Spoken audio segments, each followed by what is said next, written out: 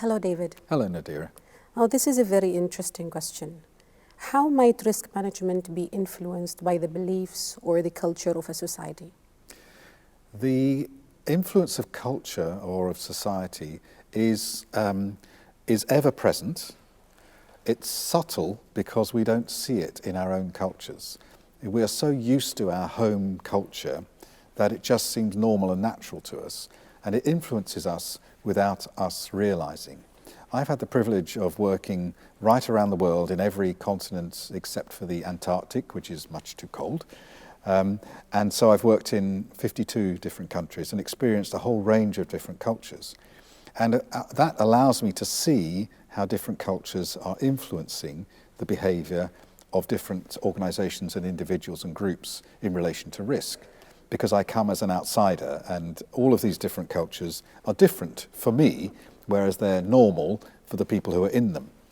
And there are lots of different factors that make up a culture of a nation or of a society. And there has been some quite interesting research on this done going back to the 1970s, in fact, and updated with time. There are two particular Dutch academics or people who have studied this area, analysts, who have developed cultural maps looking at the characteristics of cultures. One of them is a man called Hofstede, Geert Hofstede. Yes. You've perhaps heard of him. Yeah. He's written a book called Culture's Consequences, and he has a number of factors that describe characteristics of a culture which can affect our behavior.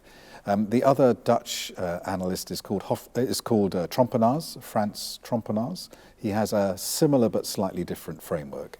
There's a French guy called Gilles Sponny who has also looked at similar kinds of frameworks. So these exist and have existed for a while and help us to understand the characteristics of different cultures and how they can affect the way we make decisions and the way we behave. For example, how do we as a culture value hierarchy and authority? In some cultures, they're very hierarchically aware. So you have a clear set of levels of authority and you respect the authority above you. You cannot act if the person above you doesn't approve. And so we respect that level of authority and it controls our behavior. It influences us. In other organizations, they're much more level.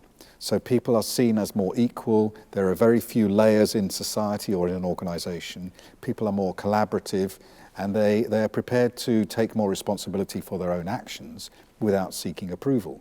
And clearly, whether you're hierarchically focused or community focused will influence your behavior in terms of taking risk. And it's not saying that one is better or worse, these are clearly just alternatives. There's a view of time. For some people, time is very important. They have a clear view of the sequence of time. And so we would find some cultures where being on time is a key value. You start your meeting on time, you finish your meeting on time, you set deadlines and you achieve them, and timeliness is very, very important. For other people, other societies, time is less important. And you'll find whole continents where being late, it doesn't really matter as long as we get there in the end. It doesn't matter what time you start or finish, and the focus on time is quite different. You have sometimes people who think in sequence and sometimes people think in parallel about time. So there's synchronous and sequential views of time, which affect different societies. There are issues to do with uncertainty. There's one of the measures is called uncertainty avoidance, how much a society is prepared to allow uncertainty to influence them. So you have some societies where they require everything to be defined, where there are rules for everything, and it's very hard to break the rules, and other societies where it's much more free and people are allowed to make their own rules or break the rules. And so what Hofstede and Trompenaars and Sponny and others have done is to define these different characteristics for countries, for regions, for nations, and then explore how they might affect our decision making. You might have countries like some of the South American countries, when we're talking about time, how important is it to deal with risk? Mañana, we can do it tomorrow. If it happens, it happens. Que sera, sera.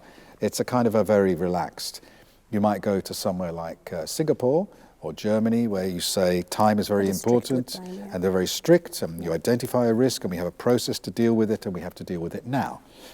You might have a country like the UK, which is very focused on process, and so we make sure that we go through all the steps, we respect the process, we follow the rules with tolerance and respect, and that is true when it comes to risk management. And you might have another country, let's say like Zambia, I have some experience, where process is not so important, it's outcomes that matter. So it doesn't matter how you get there as long as you get there. And so these are potential areas of difference in terms of risk management. So I think to be aware of your home culture is quite difficult but important. The relationship is quite subtle, the influence that it has on us as individuals. Having somebody from outside to hold up a mirror and say, did you know you look like this, is quite helpful, because then we get back to this area of awareness. And being self-aware of how our own culture is influencing us can help us to understand our own biases and preferences. Thank you, David, very much. It's a pleasure.